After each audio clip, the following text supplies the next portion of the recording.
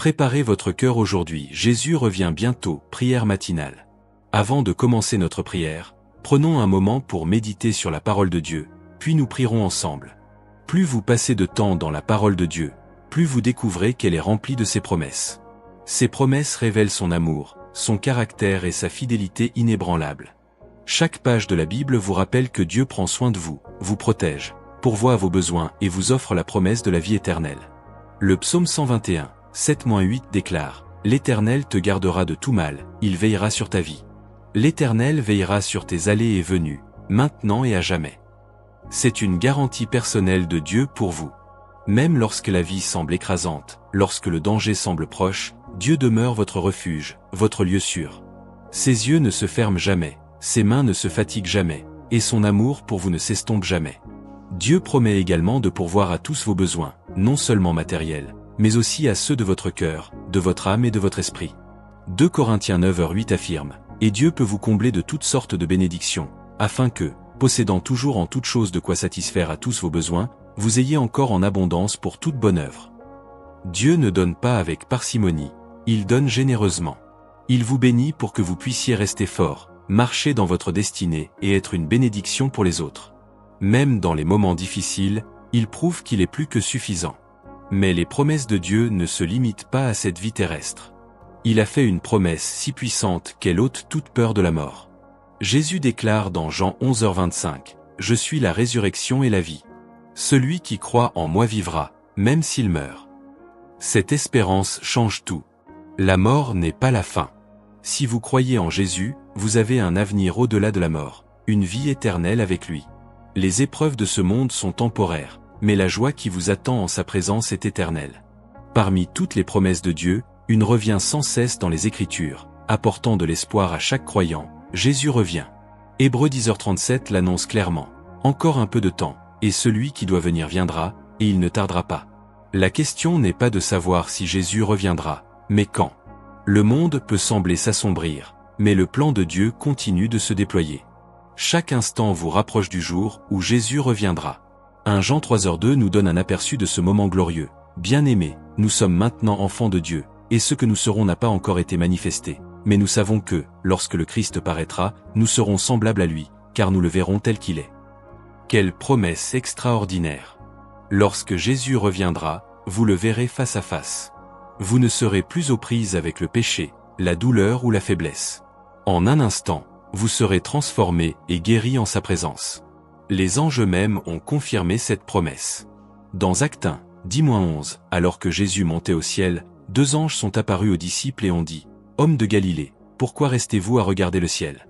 Ce Jésus, qui a été enlevé au ciel du milieu de vous, reviendra de la même manière que vous l'avez vu partir. » Le même Jésus qui a marché sur la terre, qui est mort pour nous, qui est ressuscité, reviendra pour nous. Jésus lui-même a fait cette promesse dans Jean 14, 1-3, « Que votre cœur ne se trouble pas. Croyez en Dieu, croyez aussi en moi. Dans la maison de mon Père, il y a plusieurs demeures. Si ce n'était pas le cas, vous aurais-je dit que je vais vous préparer une place? Et lorsque je m'en serai allé et que je vous aurai préparé une place, je reviendrai, et je vous prendrai avec moi, afin que là où je suis, vous y soyez aussi. » Jésus ne vous a pas oublié. Il ne vous a pas abandonné. Il prépare une place pour vous et reviendra vous chercher pour vous ramener à la maison. Ce jour-là, chaque douleur, chaque larme, chaque lutte disparaîtra dans la joie de sa présence. Qu'est-ce que cela signifie pour vous aujourd'hui? Cela signifie que vous devez être prêt.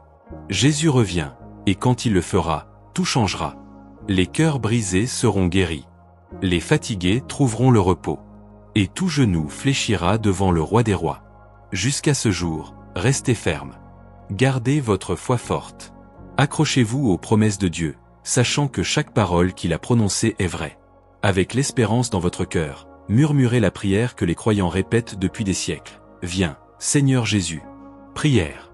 Seigneur Jésus, merci de me rappeler que, quoi qu'il arrive dans cette vie, je peux me reposer sur ta parole.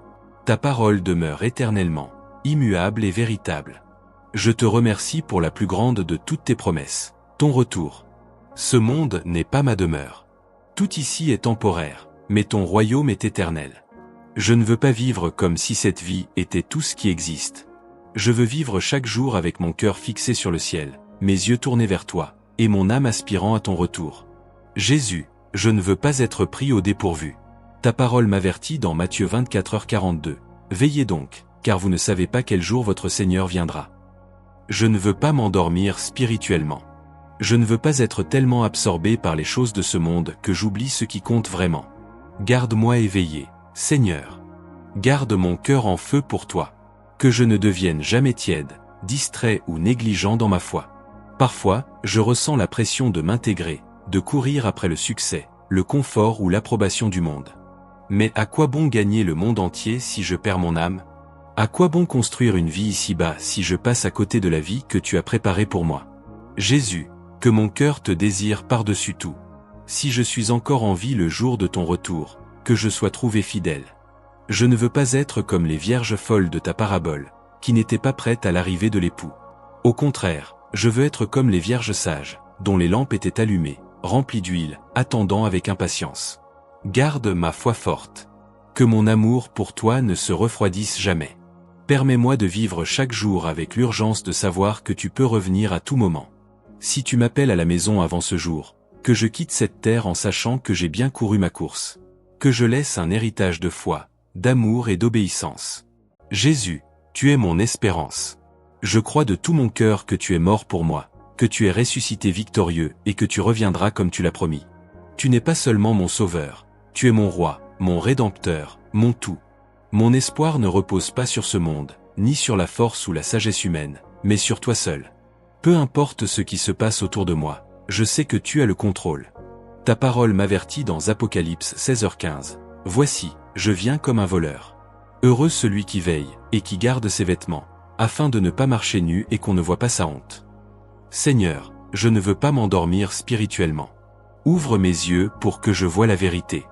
Donne-moi la sagesse et le discernement pour distinguer ce qui vient de toi de ce qui vient de l'ennemi. Garde mon cœur sensible à ta voix, afin que je puisse te suivre et t'obéir, quel qu'en soit le prix. Jésus, purifie mon cœur. Je sais que le péché me sépare de toi. Tu es saint, et je veux être proche de toi. Sonde-moi, Seigneur. S'il y a en moi quelque chose qui te déplaît, ôte-le. Si j'ai laissé l'orgueil, l'amertume ou la peur prendre racine dans mon cœur, purifie-moi.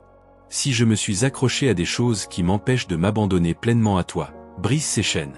Alors que les jours s'assombrissent et que le monde s'éloigne de toi, je te demande la sagesse, non pas la sagesse humaine, mais la sagesse qui vient de toi. Une sagesse qui m'aide à faire des choix pieux, qui me préserve de la tromperie et qui me permet d'être une lumière pour ceux qui m'entourent. Remplis-moi de ta compréhension divine afin que je marche dans la vérité et ne sois jamais égaré. Jésus, rends-moi davantage semblable à toi. Façonne-moi. Affine-moi comme l'or dans le feu. Transforme-moi en la personne que tu m'as créée pour être. Élimine tout désir égoïste, toute pensée anxieuse, tout péché qui entrave ma marche avec toi. Remplis-moi de ta paix, afin que, quoi qu'il arrive dans ce monde, je ne sois pas ébranlé. Quels que soient les défis auxquels je fais face, je proclame cette vérité sur ma vie. Mon Dieu me portera. Mon Dieu pourvoira. Mon Dieu me soutiendra. Mon Dieu ne me quittera jamais ni ne m'abandonnera. Jésus, que ma vie te glorifie. Que mes paroles et mes actions reflètent ton amour. Que je sois une lumière dans les ténèbres, un témoignage de ta fidélité. Quand les gens me regardent, qu'ils te voient. Quand ils m'entendent, qu'ils entendent des paroles de vie, de vérité et d'encouragement. Utilise-moi, Seigneur, pour ton royaume. J'attends avec impatience le jour de ton retour. Mon cœur aspire au moment où tu essuieras chaque larme, où la douleur et la souffrance n'existeront plus, et où tous les peuples s'inclineront devant toi, leur roi. Ce jour approche. Les cieux et la terre proclameront ta gloire. Toutes les nations se prosterneront devant toi. Jusqu'à ce jour, garde-moi fidèle. Garde-moi fort. Aide-moi à courir avec endurance, les yeux fixés sur toi.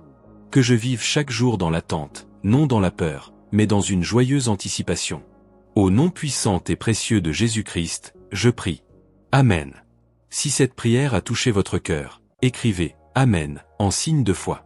Je prie pour que toutes les bénédictions de cette prière reposent sur vous au nom de Jésus. Si vous avez besoin d'une prière spéciale, n'hésitez pas à nous le faire savoir dans les commentaires. Nous serions honorés de prier pour vous. Que la grâce et la paix de notre Seigneur Jésus-Christ soient toujours avec vous.